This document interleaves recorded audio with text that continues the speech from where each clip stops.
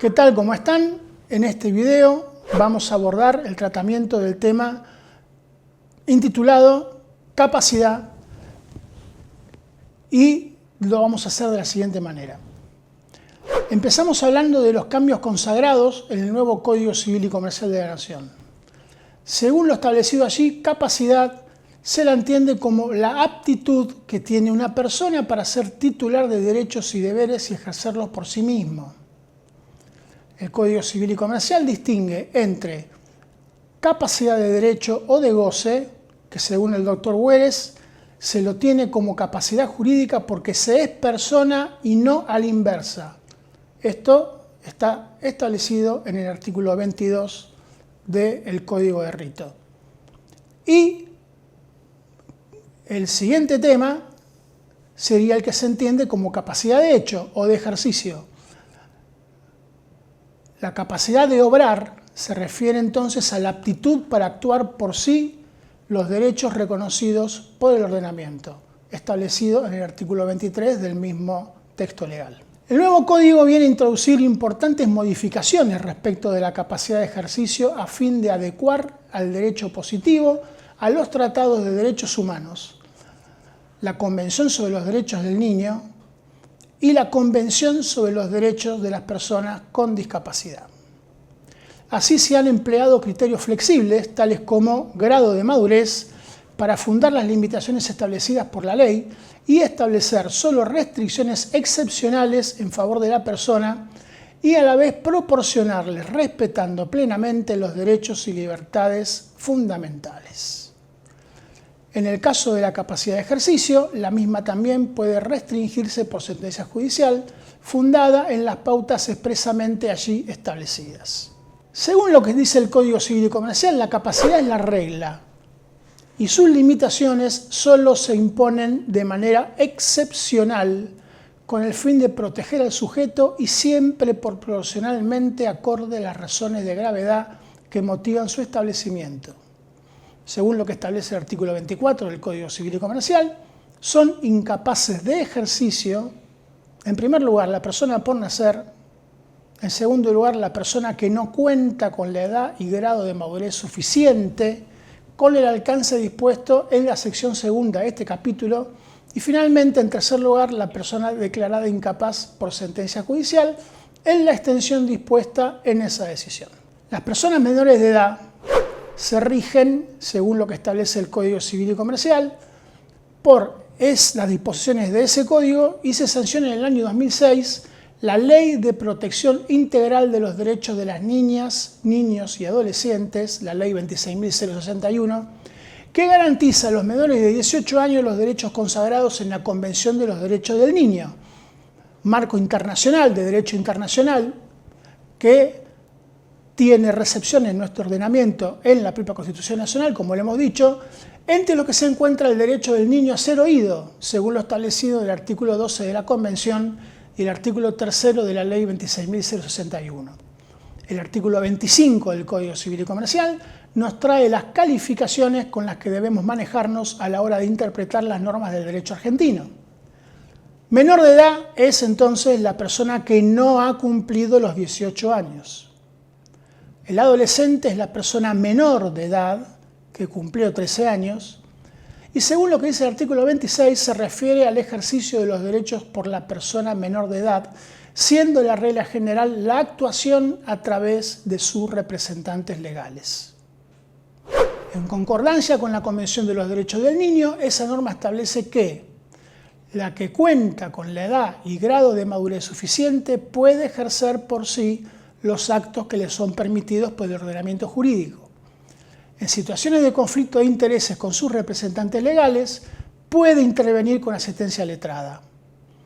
La persona menor de edad tiene derecho a ser oída en todo proceso judicial que le concierne, así como participar en las decisiones sobre su persona. Siguiendo con esta cuestión del principio de autonomía progresiva, podemos decir que respecto de los adolescentes se presume que aquellos entre 13 y 16 años pueden decidir por sí respecto de aquellos tratamientos que no resulten invasivos ni comprometan su estado de salud o provocan un riesgo grave en su vida o integridad física.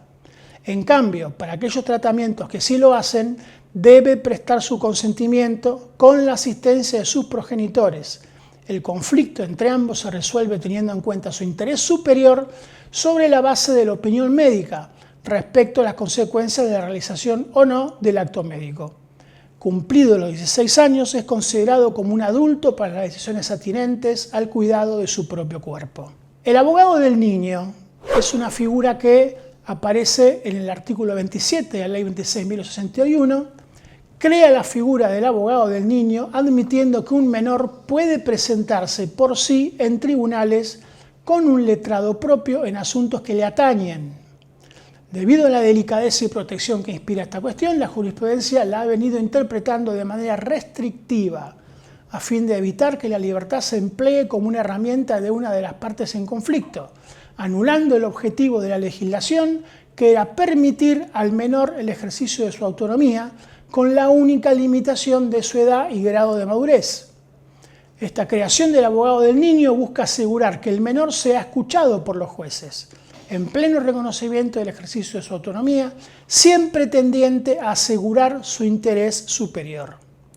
La ley les permite una intervención directa en cada proceso judicial que le concierne a cualquier niño, sin distinción de edades, siempre que tenga edad y grado de madurez suficiente para hacerlo. Abordaremos en este punto jurisprudencia que ha sido en este punto aprobada por la Cámara de Apelaciones de Trelew en agosto de 2015.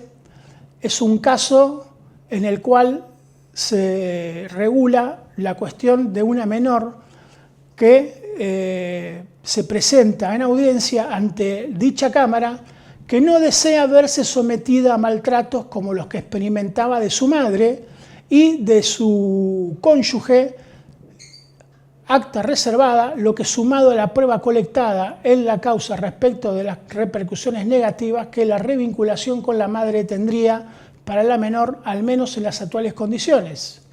Se patentiza que el punto 2 de la resolución apelada deviene apresurado, imprudente, pasible de revocación, máxime cuando no se dan en la sentencia en crisis fundamentos bastantes para apoyar debidamente tal medida, inconveniente para la niña según las constancias de la causa y la propia percepción de este juez en la audiencia tomada en la sala. En este caso, aprobado por la Corte Suprema de Justicia de la Nación, se trata sobre una persona declarada incapaz en juicio que requiere supervisión para cada uno de sus actos. La defensa interpretaba que era una persona autónoma, que se hace entender, que podía prestar su consentimiento informado, que comprende situaciones cotidianas y que ha expresado su deseo de votar, porque en definitiva el requerimiento de la defensa de esta persona era poder ejercer su derecho al voto. Aduce la arbitrariedad de la sentencia que le impedía hacerlo por haberse apartado de las constancias de la causa, pues la Cámara mantuvo la incapacidad absoluta de este señor a pesar de reconocer su notable mejoría.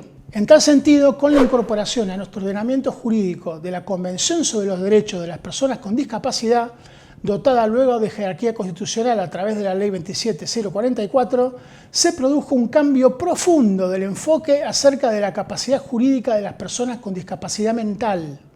Se abandonó el sistema de sustitución y subrogación de la voluntad y se lo reemplazó por un modelo social de la discapacidad que las concibe como titulares y sujetos plenos de derechos, reconociendo en el artículo 12 de ese instrumento internacional que tienen capacidad jurídica en igualdad de condiciones que los demás y que se debe disponer un sistema de toma de decisiones con apoyos y salvaguardas proporcionales y revisables periódicamente. Bueno, hemos terminado de desarrollar el tema de capacidad. Espero les haya servido y nos veremos en cualquier oportunidad. Muchas gracias por su atención.